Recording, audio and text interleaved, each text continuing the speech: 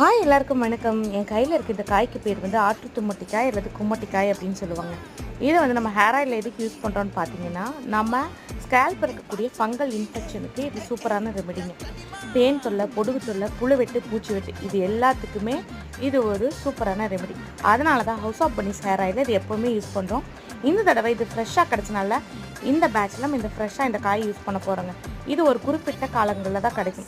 அதனால் அதிகமாக கிடைக்கும்போது நம்ம என்ன பண்ணுவோம்னு பார்த்தீங்கன்னா, இந்த காயை வந்து உடைச்சி வெயிலில் காய வச்சு பவுட்ரு பண்ணி வச்சுக்குவோம்.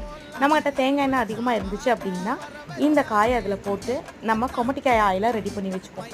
ஏதோ ஒரு வகையில் நம்ம ஹவுஸ் ஆஃப் பன்னீஸ் ஹேர் ஆயிலில் இந்த கொமட்டிக்காயை நம்ம யூஸ் பண்ணுறதுனால தான் நம்மளோட கஸ்டமருக்கு பேன் பொடுகு தொல்லை இல்லைங்க. நிறைய பேர் வந்து புழு வெட்டு, பூச்சி வெட்டு இருக்குங்கக்கா, இதை யூஸ் பண்ணலாமான்னு கேட்டிருந்தாங்க. இந்த காய் போடுறதுனால தைரியமாக யூஸ் பண்ணுங்கன்னு கொடுத்துருக்கேன்.